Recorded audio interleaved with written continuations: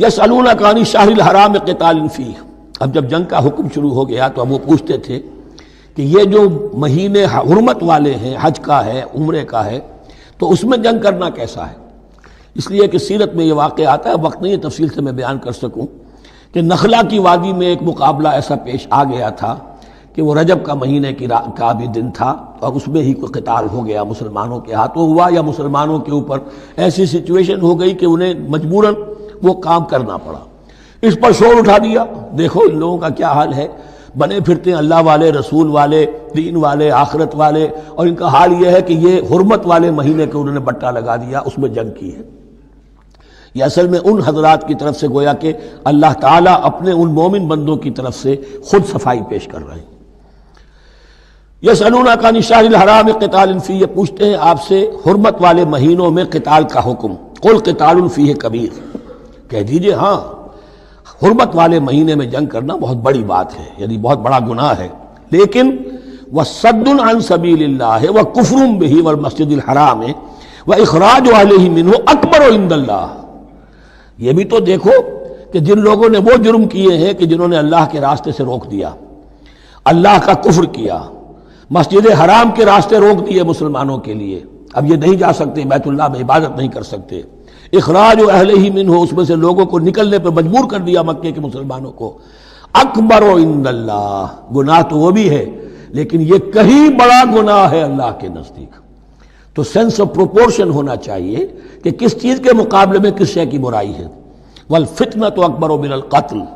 یہ پہلے بھی آ چکا ہے، والفتنۃ اشد من القتل، اب آیا والفتنۃ اکبر من القتل۔ فتنہ ہر وہ کیفیت ہے جس میں صاحب ایمان کے لیے ایمان پر قائم رہنا اور اسلام پر عمل کرنا مشکل ہو جائے۔ آج کا پورا معاشرہ فتنہ ہے، اسلام پر عمل کرنا مشکل ہے، بدماشی کے راستے کھلے ہوئے ہیں، حرام خوری کے راستے کھلے ہوئے ہیں، حلال عقل حلال دانتوں پسینہ آئے تو شاید نصیب ہو، شادی کے نکاح کے راستے بند کیے ہوئے ہیں، یہ شرطیں ہیں اور یہ شرطیں ہیں اور یہ شرطیں ہیں اور یہ ہے اور یہ چیزیں لازمی ہیں، اور زنا کے راستے کھلے جائیے۔ جس معاشرے کے اندر جب غلبہ باطل کا ہوگا حق پر چلنا ممکن نہیں رہے گا، وہ جو باطل کا غلبہ ہے وہ سب سے بڑا فتنہ ہے۔ والفتنۃ اکبر من القتل، فتنہ جو ہے بہت بڑی شے ہے قتل کے مقابلے میں۔ ولا یزالون یقاتلونکم حتی یردوکم عن دینکم ان استطاعوا،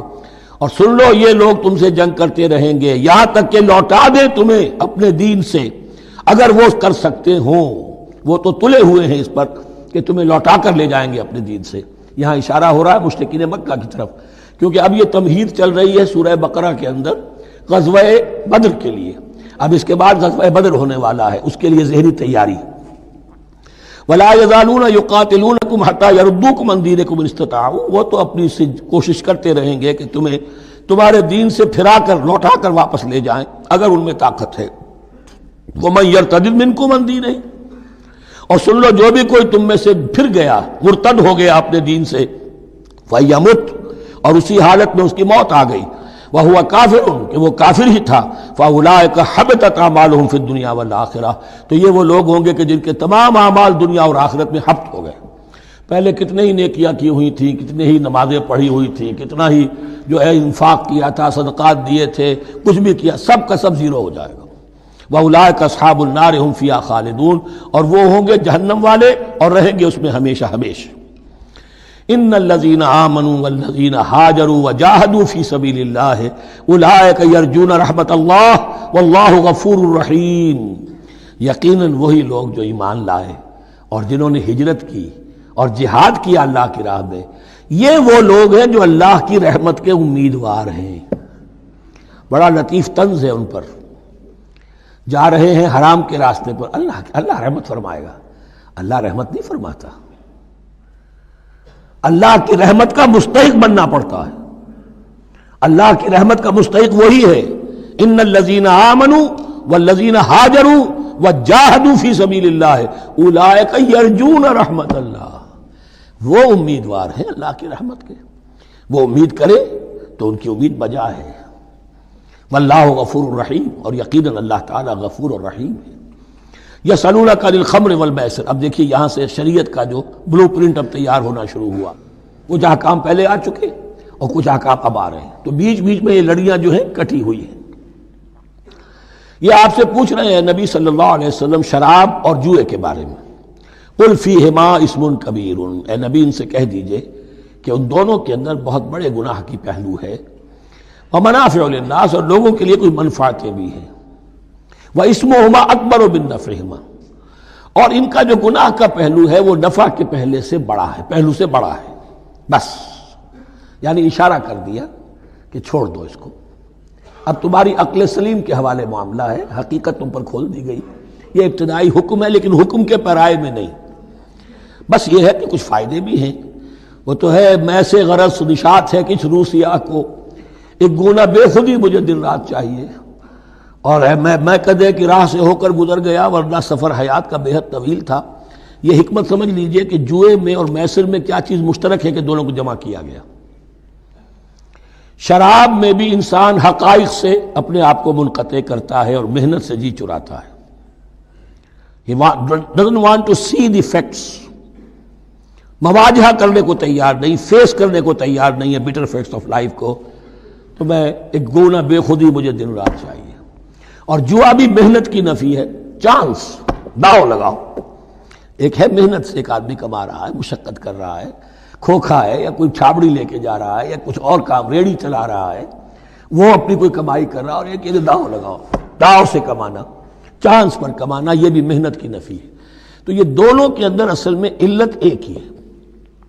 یسألونک عن الخمر والمیسر قل فیہما اسم کبیر ومنافع للناس واسمہما اکبر من نفعہما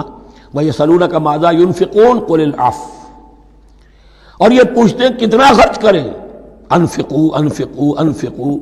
وانفقوا فی سبیل اللہ ولا تلقوا بایدیکم الی التہلکہ، یہ آیت پر کل پڑھ چکے ہیں، اپنے آپ کو اپنے ہاتھوں ہلاکت میں نہ جھونکو، کتنا خرچ کرے، کچھ ہمیں مقدار بھی بتا دی جائے۔ فرمایا قل العفو، جو بھی تمہاری ضرورت سے زائد ہے۔ اللہ یہ بھی نہیں کرتا کہ اپنی ضرورتوں کو بھی تم پیچھے ڈال دو، نہیں، ضرورتیں اپنی پوری کرو، پھر جو اب تمہارے پاس ہے، اب یہ سمجھیے کہ جو ایک کمیونسٹ فلسفی ہے اس میں بھی ایک اصطلاح سرپلس ویلیو،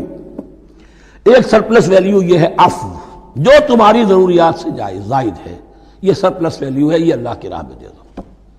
اس کو بچا کر رکھنا جو ہے اللہ پر آپ بے اعتمادی کا اظہار کر رہے ہیں کہ اللہ کل نہیں دے گا مجھے، میں بچا کے رکھوں۔ یسألونک ماذا ینفقون قل العفو، لیکن اس میں یہ ہے کہ ضرورتیں کتنی ہیں، کیا ہے، اس کا کوئی پیمانہ مقرر نہیں کیا۔ یہ ہے باطنی روح جس کے اندر اللہ کی محبت اور آخرت کا ایمان بڑھتا جائے گا، وہ اتنا ہی اپنی بیلٹ ٹائٹ کرے گا، اپنی ضرورتیں کم کرے گا، اپنے معیار زندگی کو پست کرے گا، اور زیادہ سے زیادہ جو ہے وہ اللہ کی راہ میں دے گا۔ یہ اصول یہ ہے کہ ہر شخص یہ دیکھے کہ جو میری ضرورت سے زائد ہے اسے میں ریٹین نہ کروں، اسے میں دے دوں۔ اس انفاق پر پورے 2 رکوع آگے آنے والے ہیں سورہ مبارکہ میں۔ کذالک یبین اللہ لکم الآیات لعلکم تتفکرون، اسی طرح اللہ تعالیٰ اپنی آیات تمہارے لیے واضح کر رہا ہے تاکہ تم تفکر کرو، غور کرو۔